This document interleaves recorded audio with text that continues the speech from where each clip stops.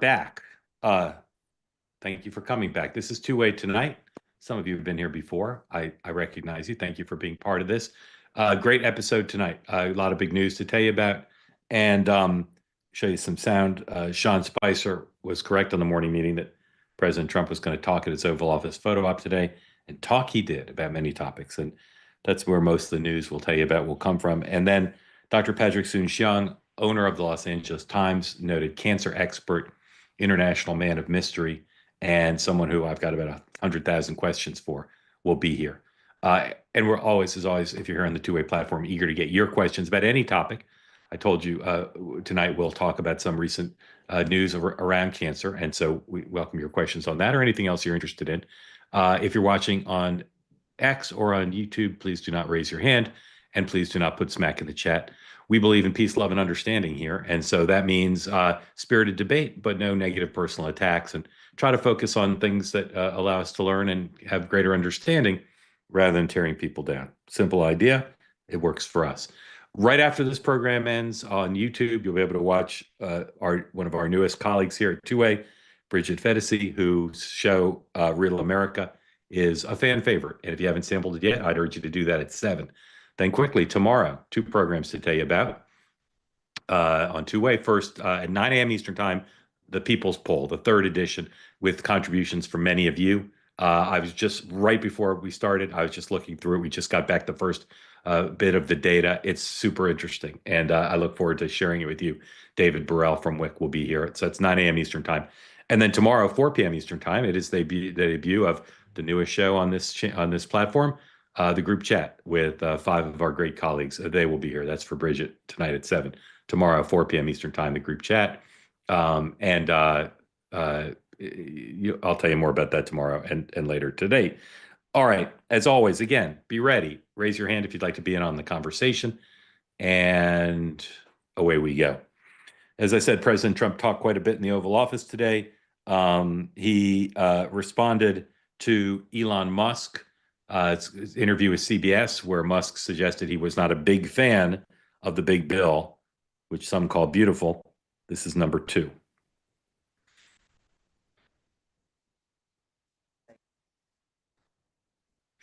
One big, beautiful bill, saying he was disappointed it didn't cut enough, essentially, that it undercut the DOGE efforts. What's your reaction to that? Well, the reaction's a lot of things. Number one, we have to get a lot of votes. We can't be cutting. We need to get a lot of support, and we have a lot of support. We had to get it through the House. The House was. We have no Democrats. If it's up to the Democrats, they'll take the 65% increase. If that doesn't get approved, this country is going to have a 65% increase in taxes and lots of other problems, big problems, almost bigger than that.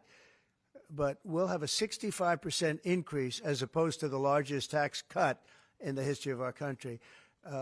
We will be negotiating that bill, and I'm not happy about certain aspects of it, but I'm thrilled by other aspects of it. That's the way they go. Okay, that's the part I wanted you to hear. Beautiful. The reality is he doesn't disagree. He doesn't disagree very much with Elon, to tell you the truth. He's saying he doesn't love the House version. He wants to change some of it. And Elon loves some of the House bill.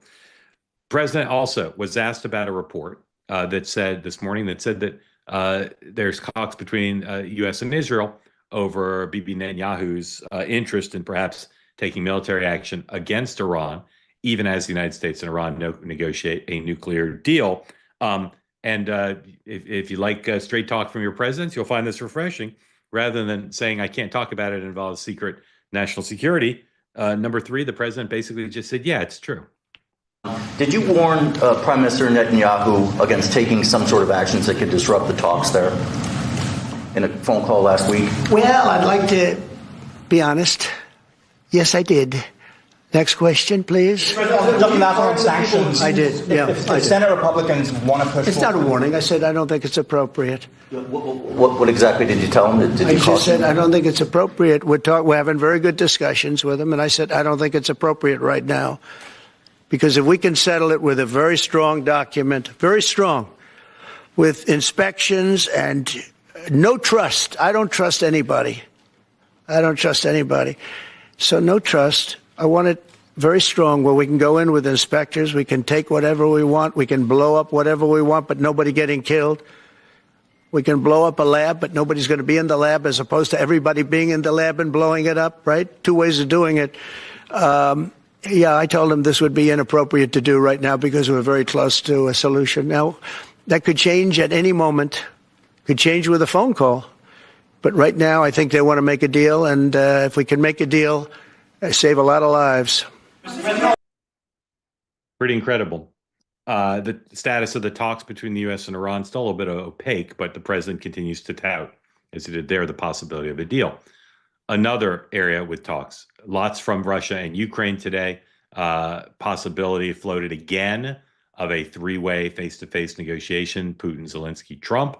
Don't know whether that's on track to happen. The president today, hot and cold at once on the question of whether he's interested in sanctions.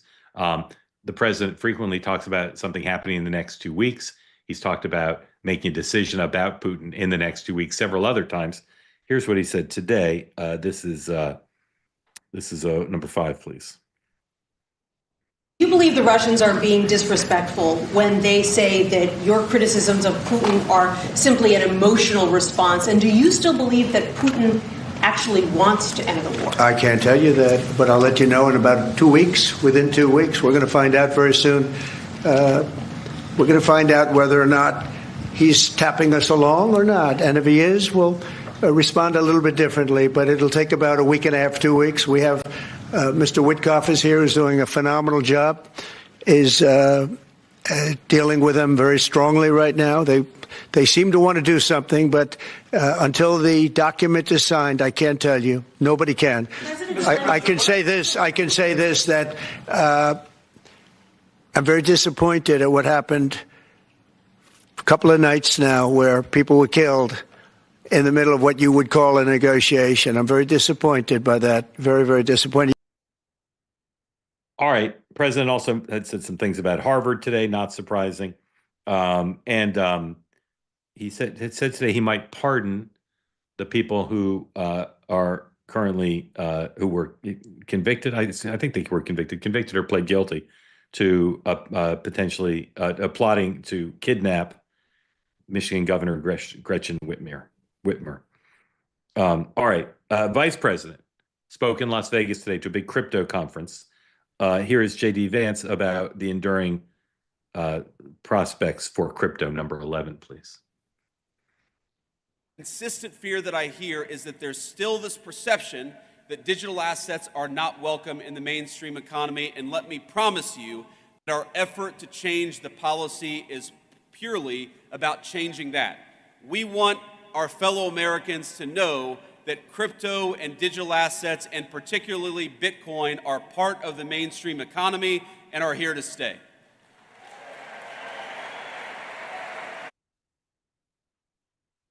All right. We talked this morning about how Republicans have developed a pretty strong asymmetrical advantage over the Democrats on the issue of crypto and to some extent on AI as well.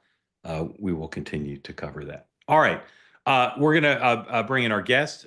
If you want to be in on the conversation on any topic, please raise your hand.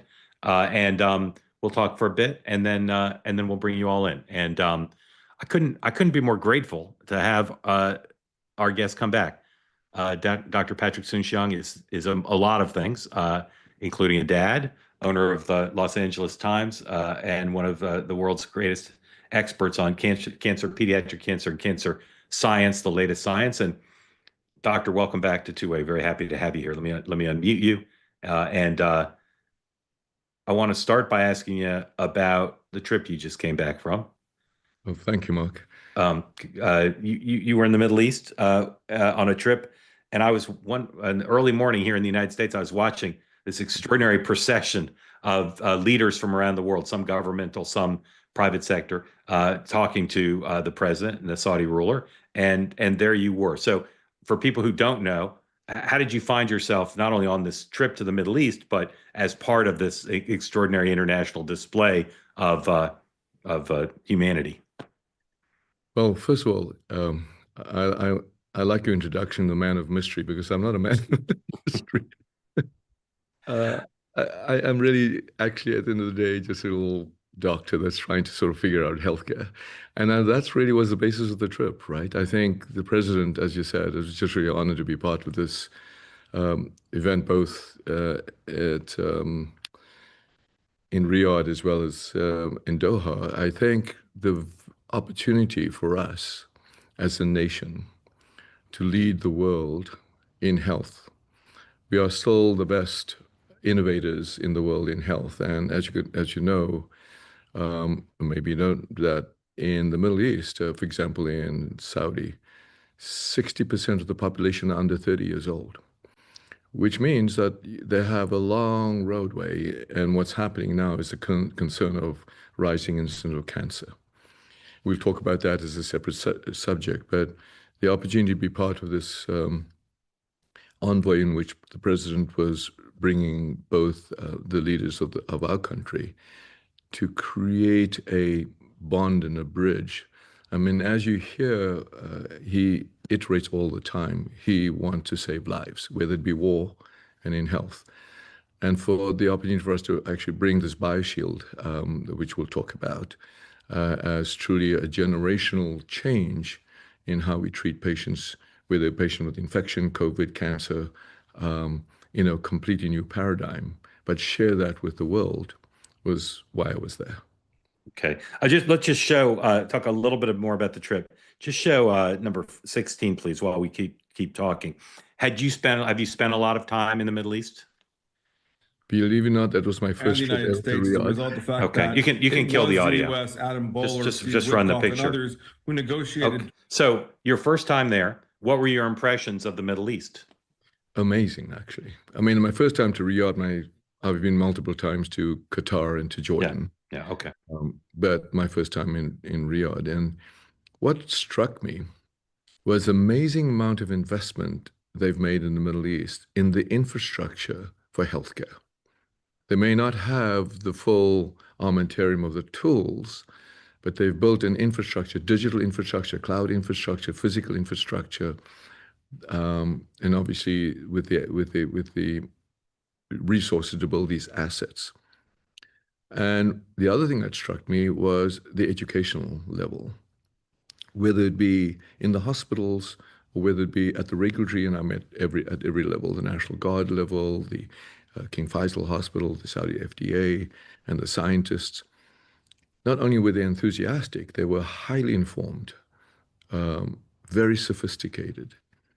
So to me, it was an eye-opener that they could lead the world, actually, if we brought the technology, and through President Trump's visit, could expedite what could actually help really the globe in terms of this next generation of healthcare. We're going to talk. Sorry, go ahead. So I was very impressed. I'm just saying. Okay, we're going to talk about the announcement you made this week, but I want to ask you two more things about the Middle East and following up what you said, then a couple other topics, and we're going to come back to this exciting announcement and talk about cancer in general.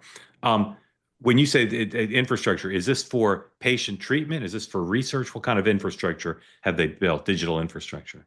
You know, in 2008, 9, or 10, I went to President Obama and I presented what I call, he asked me for a one-pager.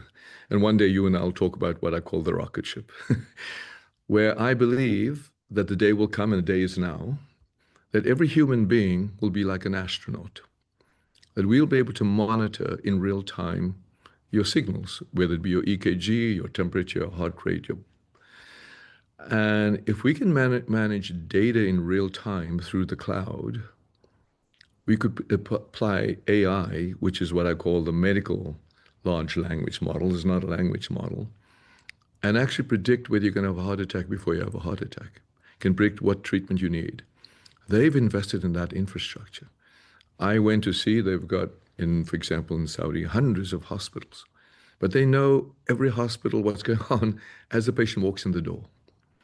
So I think that's what I mean by this infrastructure of actually having what I call capturing the human signal engine, and one day you and I will talk about that, putting that into the cloud on an individual basis and really having real-time data management and then outcomes and then payment. That'll change healthcare forever.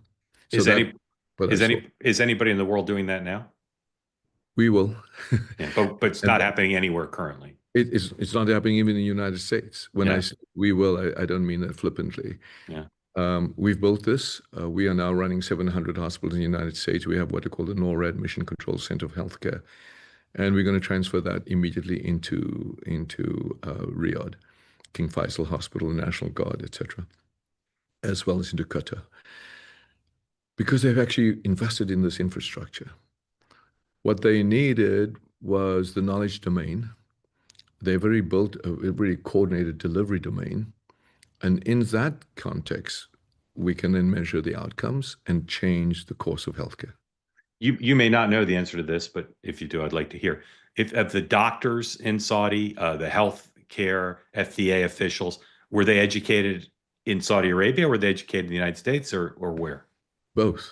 And they were highly educated. I mean, they came from every school you can think of in the United States, whether it be, Harvard, UCLA, whatever you want to think about. But not only they were educated, they had great insight. We'll talk about the BioShield. They gave me an insight that made my jaw drop, actually. I had given them before my meeting, before I flew out, the documentation of the BioShield, just so that they were prepared about what we were going to talk about. Not only had they consumed it, they had more insight into what it meant, sadly, than I would say any regulatory authority that I've met yet in the United States or Europe. So I think we underestimate not only their capabilities, their intellect, their enthusiasm, their youth, and you combine that with the resources that they have. This is why I think I was so grateful with the President Trump visit from that perspective, bringing innovation and creating this as a bridge to the entire Middle East. I mean, he surprised a lot of people with the Syrian announcement and meeting. And I think that's what's going to be transformational for the first time. Maybe there'll be peace in the Middle East. And if healthcare could be this bridge to peace, that would be a great honor for me. All right, let's stay with this topic, because I want to do BioShield 101, because we've talked about it before here, but not everybody has been present. So first, let's put up the announcement. This is number 15, please. Immunity Bio and Saudis launched Cancer BioShield platform. Is an announcement you just made, and with folks in the region. So let's start simple. How is cancer currently treated for the most part, and how is this a new paradigm? One day I'm going to have to call you Dr. Halperin, right? Because because at the end of the day, it's interesting. It's literally just a paper just came out of Nature. So let's start simple. You're absolutely right, because it's so profound and yet it's simple. But maybe to me, it's simple because it's been my life's work. You and I have in our body a thing called the natural killer cell. Everybody understands the word T cell because it's become like a word that everybody understands.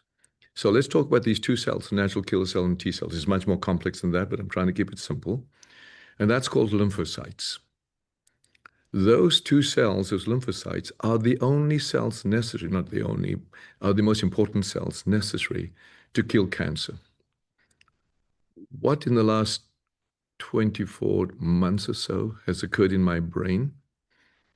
Those are also the only sites that actually involve in killing infection.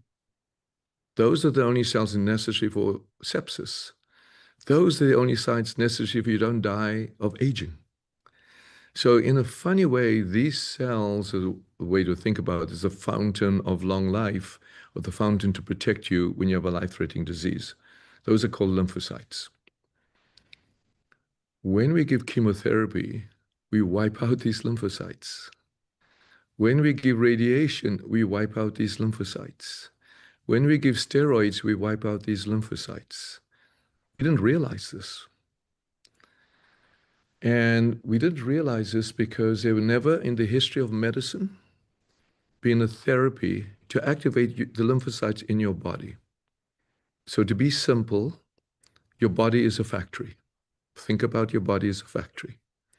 There's a secret key in your body called IL-15 that turns on these lymphocytes and make them go nuts. They will just proliferate and then kill the infection, kill the cancer. What have we been doing wrong? Inadvertently, we've been killing these lymphocytes. That's called lymphopenia. You understand the word anemia for red blood cells. And we have a blood transfusion and we have a drug called an epogen. But never in the history of mankind have we had a molecule that your body produced called an IL-15 protein that stimulates the lymphocytes. And that's what the BioShield is. So how is it possible that using chemotherapy or steroids or other traditional cancer treatments, given what the negative effect that they have, how are they ever effective in fighting cancer? Because we've won the battle, lost the war. And for us to win the battle and lose the war, meaning that we have this short-lived satisfaction of giving chemotherapy. It's like a nuclear bomb now into your body. And the tumor goes in shrivels.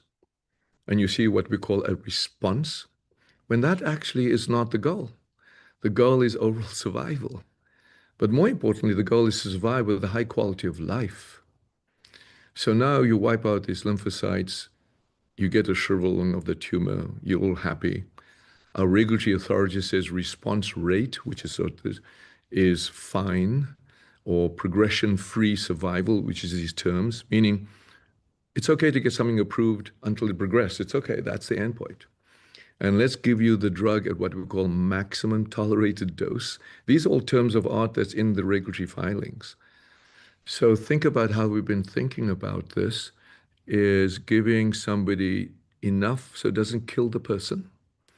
It may kill the cancer, but Darwinianly allow these resistant cells to go and hide, and we'll talk about the hide part, and come back with metastasis. And then we say, sorry, you're no longer curable. Right.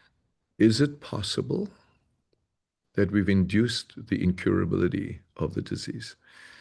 A very tough question. And I'm going to need a flak jacket when I go around saying, is it possible that in 50 years we thought about this wrong? And Mark, I've thought about analogies of how I would describe it. And you talked me into the show, the last show. And we will call this Cancer Decoded. And maybe we will have these long form sessions where we'll go into this, about this, whether it be brain cancer, ovarian cancer, lung cancer, and really trying to understand, which I've spent 35, 50 years now of my life understanding this beautiful, exquisite body of ours and how it works. And if you understand that, we could get insight into how to treat the disease. So if you ask me what was jaw-dropping to me when I went to the Middle East, one of the most senior regulatory person who was already reviewing my document, which I'd sent to him, the same document, by the way, that I sent to the FDA. He said, you know what, I've just realized. The disease is lymphopenia. Cancer is just a symptom. I said, wow, you get it. So it's a way to think about this. Think about TB and you're coughing. So imagine if I just treat the cough and forget about treating the TB. Well, that's how I now think about what we're doing in treating cancer. We're not treating the root cause. This is an extraordinary paradigm shift. And as you said, it's taking something that has seemed to have worked in some cases, but really had a big downside. Explain the history of the BioShield that led to the announcement you made this week with the people in the Middle East. Well, I don't want to sort of prelude your Cancer Decoded show, but I'll give you a summary. Yeah, just a summary. Well, we're gonna reconvene. We'll have an announcement soon. We're gonna reconvene on a regular basis and walk through it. But just give people the headline of how we got to the announcement that you made and what the announcement means. How you got to the announcement, or how we got to developing the BioShield? Which would you like to know? Well, I sort of see them as linked, right? Like what's the prelude to the announcement? What does the announcement mean? Well, how I developed the BioShield is a light bulb went on when I was assistant professor at UCLA in 1990. And why did that light bulb one go on? Because in 1990, I was doing pancreas transplantation at UCLA. So I did the UCLA's or West Coast first pancreas transplant in diabetic patient. In that patient, my goal was to suppress the immune system, obviously. I don't want your immune system, that patient's immune system, to kill this pancreas transplant I just given. But I had another job. I was also at the VA in UCLA, in which I was a cancer surgeon. And I was doing these things called Whipples for pancreatic cancer and gastric cancer. And in that instance, I want your body to work and kill the cancer. And I said, there has to be what I call a unifying theory in your body that would understand whether it should kill or suppress. And that was the natural killer cell. And I learned about the natural killer cell, which only in the late 80s, 70s, was it even discovered, this cell in your body. Yet the cell has been in your body, been in evolution for 500 million years. So I became obsessed by this thing. I said, what does it turn on? What turns it on? What turns it off? And we'll go into the cancer decoded story one day. And at the end of the day, there's a receptor on this thing called IL-15. And if I can turn this thing on, boy, we have a BioShield.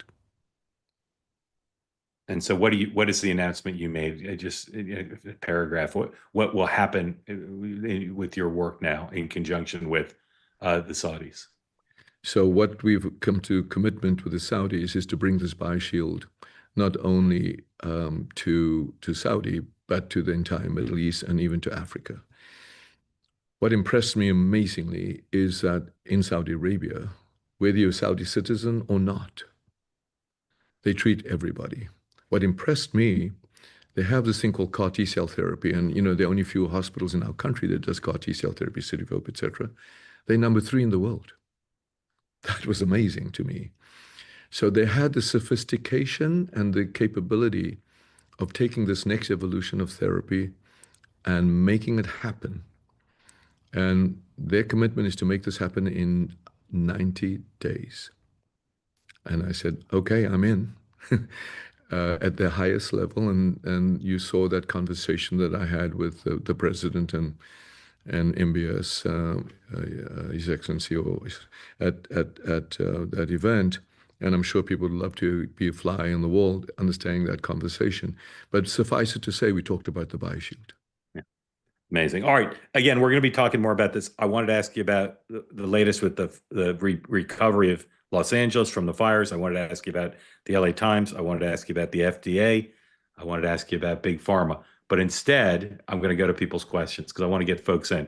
Yeah. And you'll come back. We'll talk about all those things because I'm super curious for updates there. But let's bring some folks in and we'll see how that goes. Tammy, welcome in.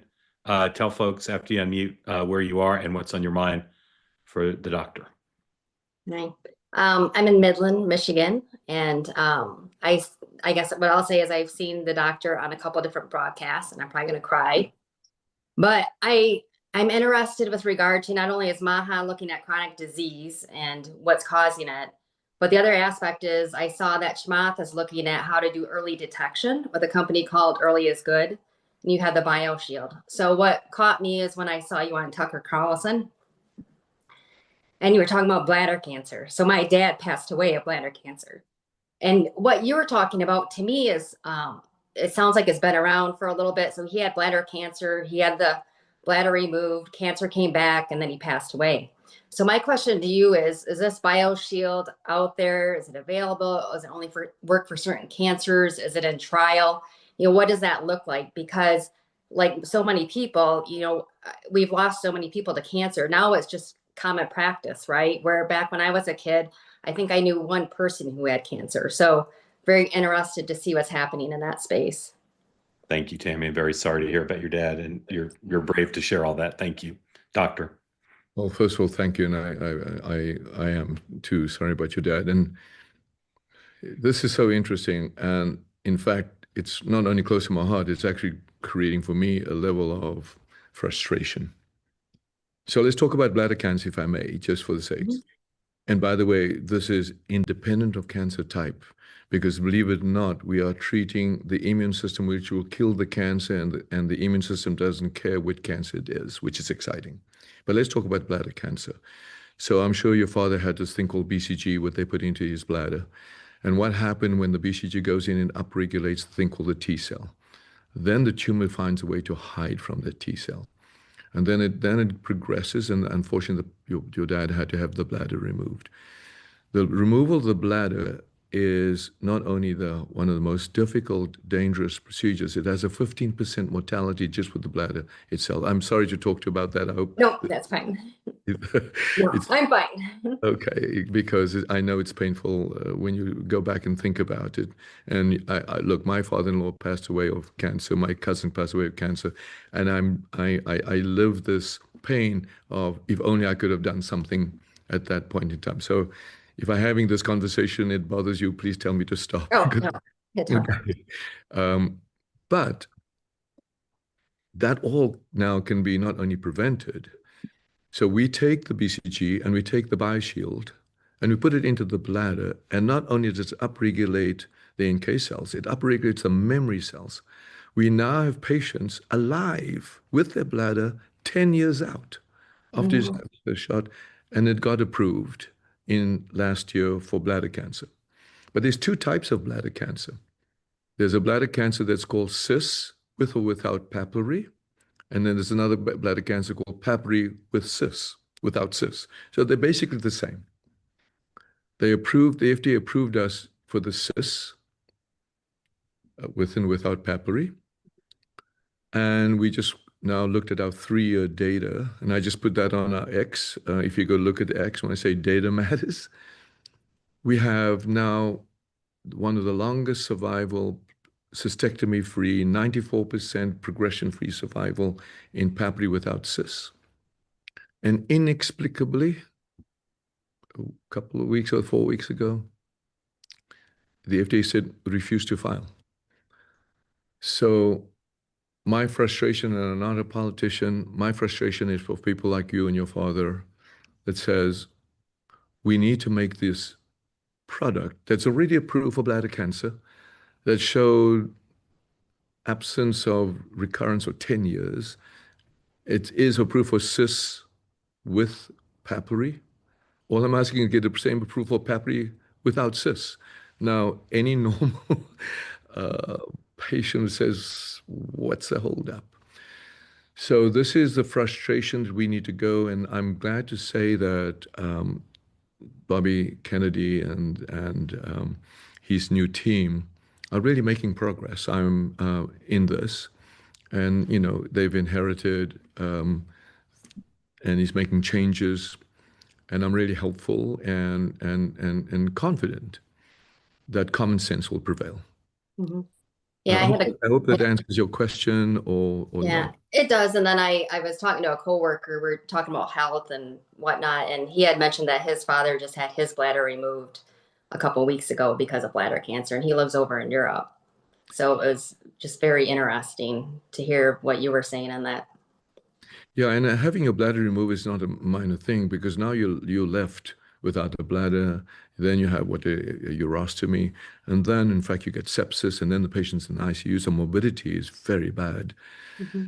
So the quality of life matters. And what excites me, and we've got videos out there now of these patients alive, and they're jogging, they're riding, their quality of life, and it's out 10 years. So and these patients that failed BCG have now over 4 years. So with keeping the bladder intact.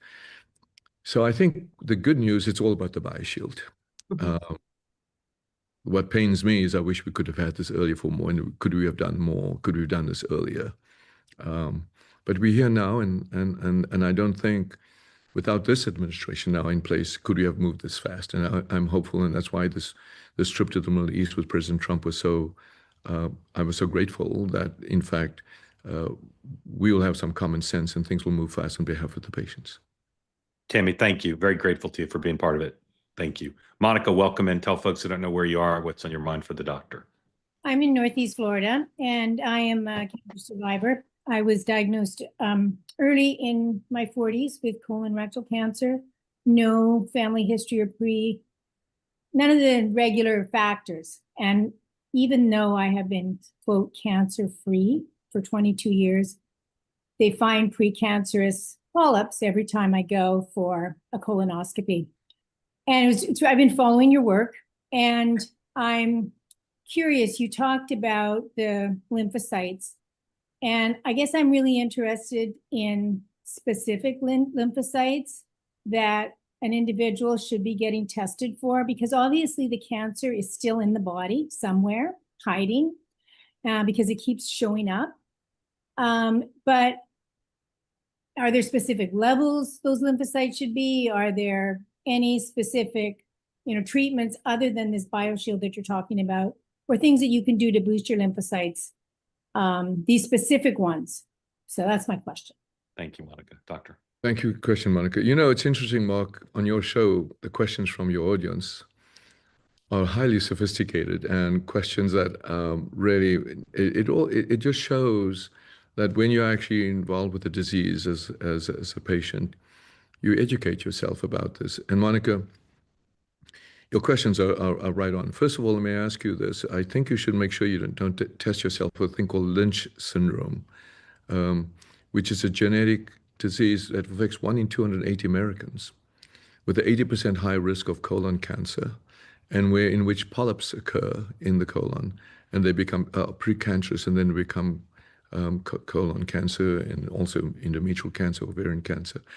So the first thing you should ask your doctor to give you a test. It's a relatively straightforward test for a condition called Lynch syndrome. The second thing you asked about is and it's a very pertinent question, what lymphocytes are we talking about? It turns out, and this is the other crazy thing about this, Mark, when you said it's simple yet profound.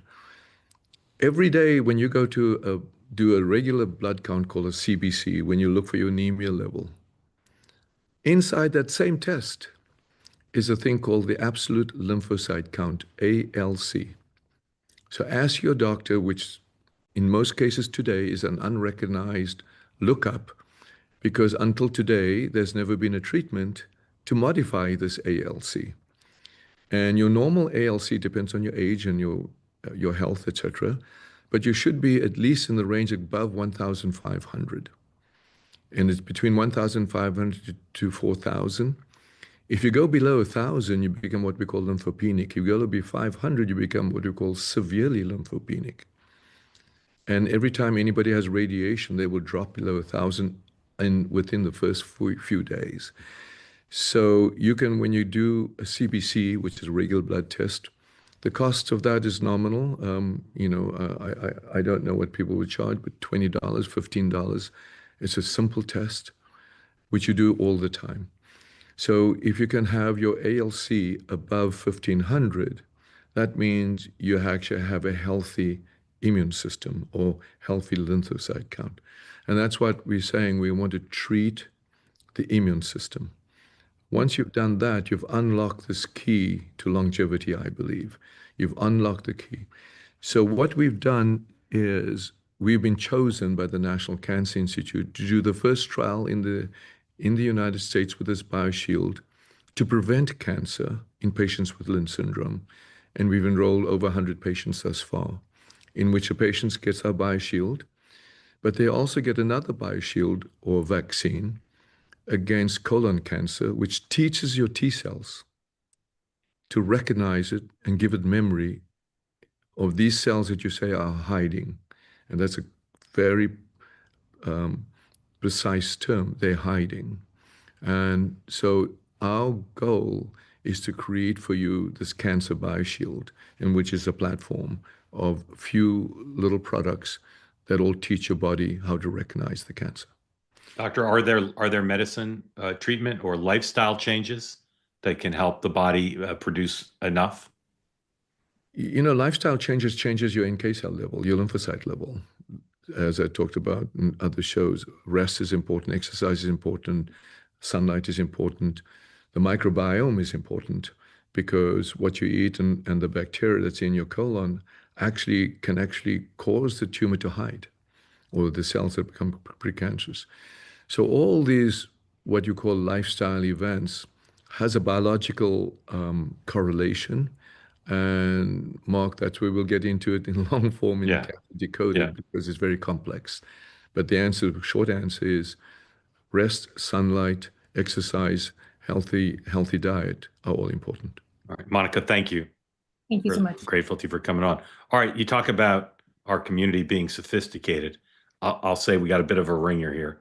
Dr. John is a doctor in Tennessee, and one of our great regulars. And I will say, of all the doctors I've ever known, his bedside manner rivals yours. So, gentlemen, in your intellectual, learned, and civil manner, have at it. John, welcome. Thank you, Mark, and great last question there. Kind of segued into what I wanted to bring up. But yes, Doctor, thank you so much for all you're doing for both cancer research, but also for society in general out there in LA. As you have alluded to here and elsewhere, I think cancer therapeutics will be one of those things we look back on in 100 years and sort of look at, like we look at bloodletting and just sort of like, what were we doing there? Sort of using a nuclear weapon to kill a flea. And my question is more about what you're doing with BioShield and how AI is obviously going to play an ever increasing role for good and for bad. How do we move past the RCT as the gold standard? You know, I get the purpose of an RCT is to isolate confounders and see if one thing does one thing. But as Mark just alluded to, as you've alluded to, the complexity of what goes into modulating an immune system from diet to everything about your surroundings in your home, how do we get to a point where we figure out whether a specific therapeutic works for you rather than more likely than not to work for a population? And, you know, specifically for, you know, Anktiva and NK cells, like you said, exercise and turkey tail mushrooms and all things that we have some evidence work in a one-to-one relationship. How do we bring all of that together using AI most likely to whether that's create a likelihood scoring system or some way of embracing confounders rather than isolating them, because life is full of confounders and research tries to get rid of them. And so how do we bridge that gap in your mind, given all that you know and have already done in that space? Doctor, thank you, doctor. Okay, John, these are great questions. So by 2015, 2016, I threw up my arms and said, listen, I now understand. And I put up every now and then, and we will do this on Mark's show. Our show. Okay, our show, in which we will put together this complex, what I call quantum oncotherapeutics. Now, I use those terms not lightly. So I would ask you to go onto the YouTube and look up my talk in 2022, I think, on quantum oncotherapeutics. What do I mean by that? I mean by that in your body, every immune cell has a counter-immune cell. Your body is exquisitely balanced. You have a killer T cell, and you have an immunosuppressive T cell.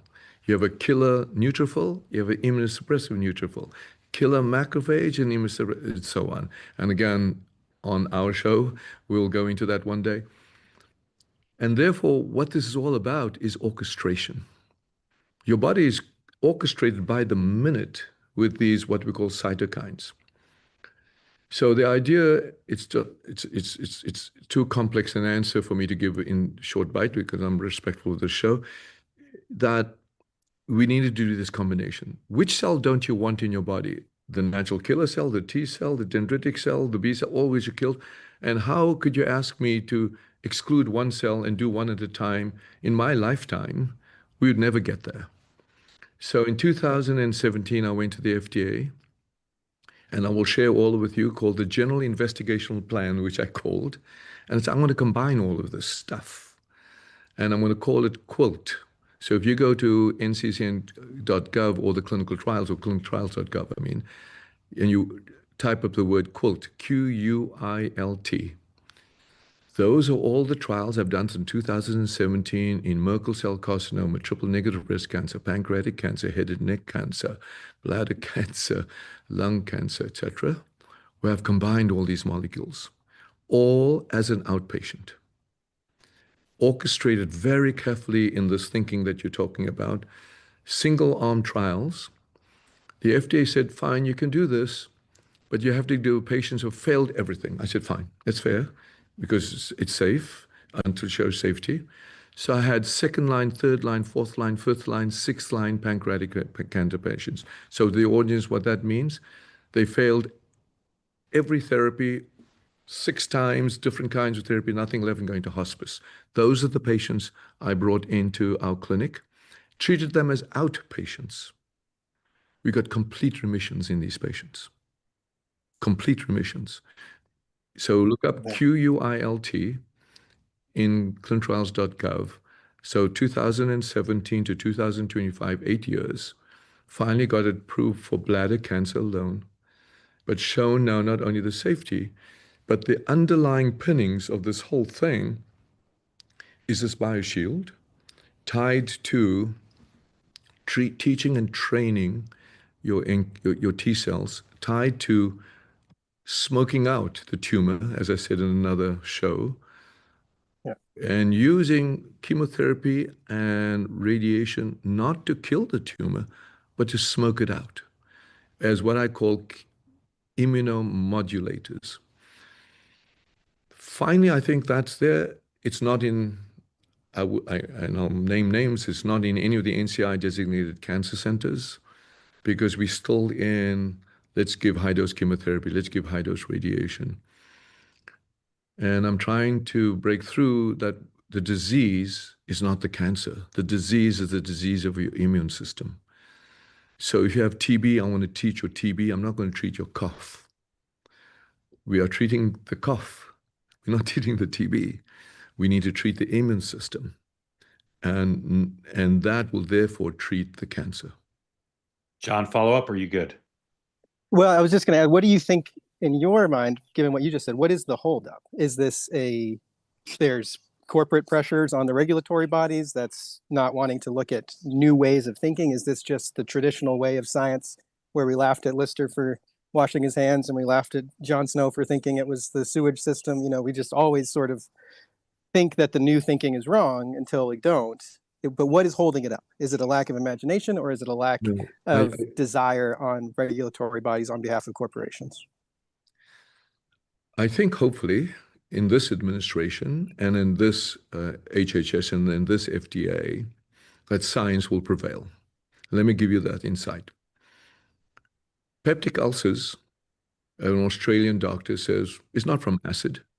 It's from a bacterial infection. I said, get out of here, you nutcase. It took years and years for people to understand H. pylori is actually the cause of peptic ulcer, and you give some antibiotics and you actually fix peptic ulcers. So when I say that cancer, sepsis, aging, HIV, COVID is actually a function of an outcome of a sick immune system, and that we can treat this immune system and show the science. Yeah. So my challenge is to get into this FDA new administration and educate. I've done that in the Middle East now to such an extent that I was enthralled by how rapidly they absorbed the science and want to move fast. So I'm hopeful that same thing will happen in our country.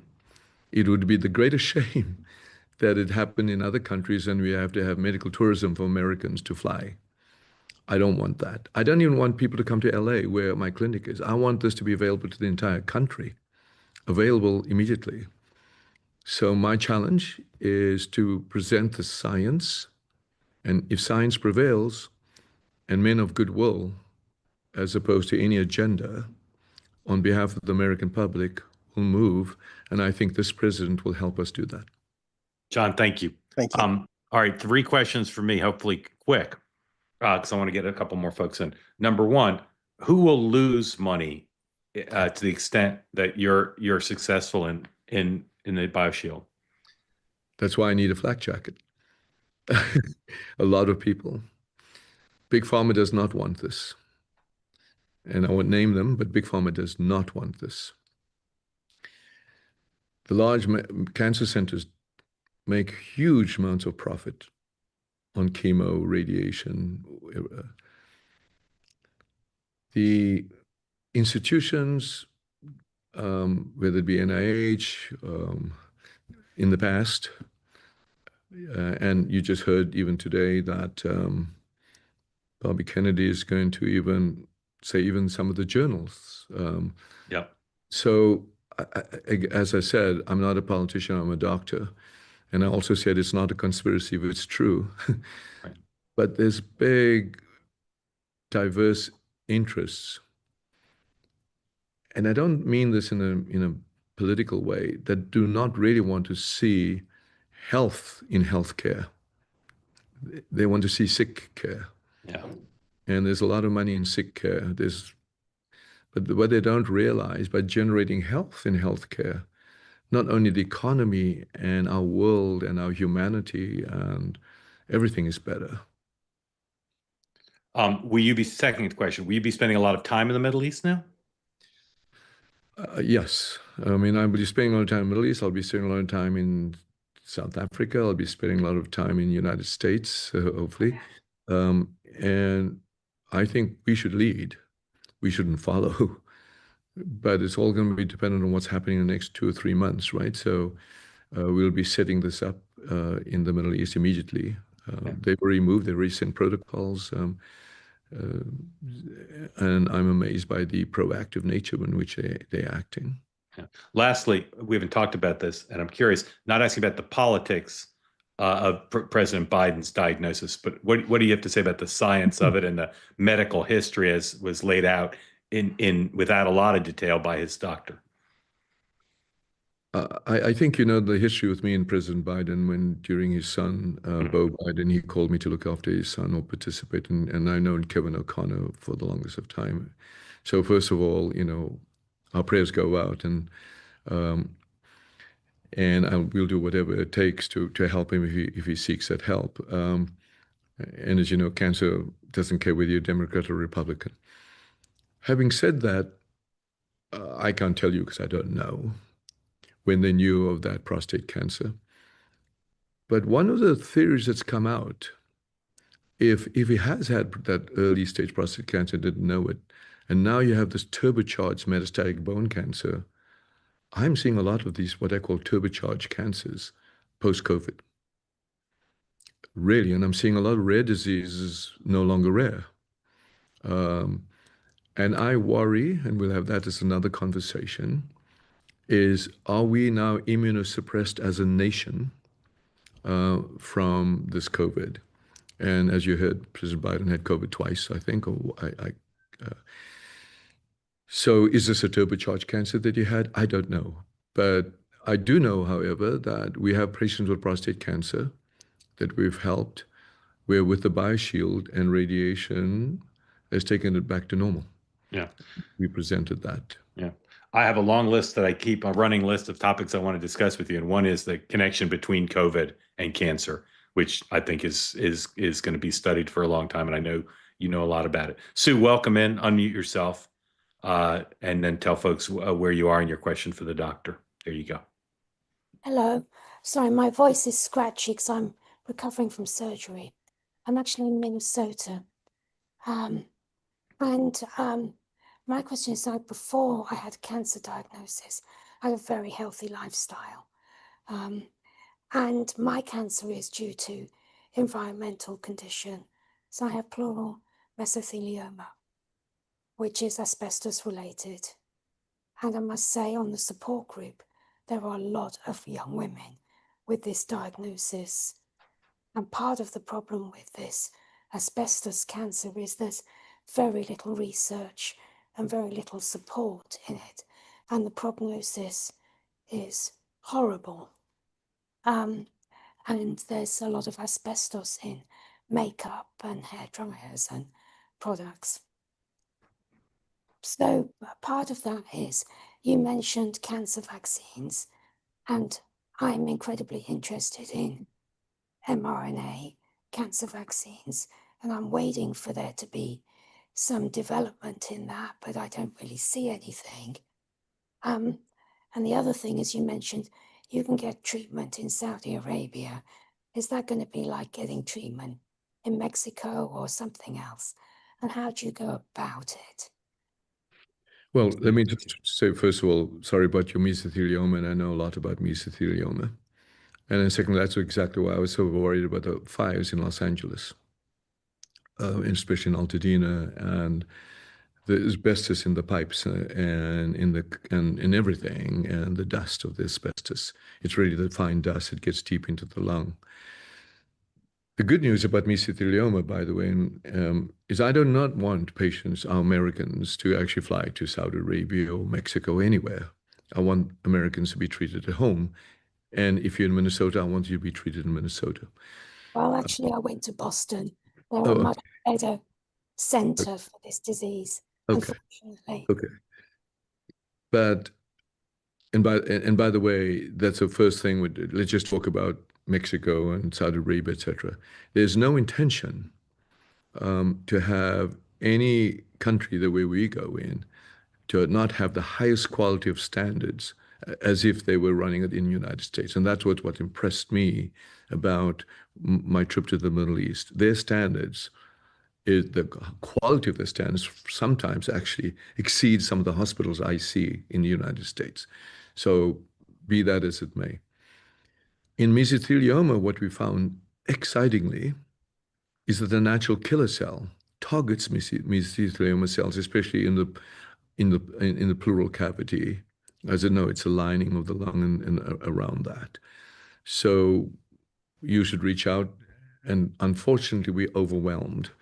We've had thousands and thousands of calls to our clinic, and you can look it up at cssifm.org and see if one of our doctors in our clinic could help you.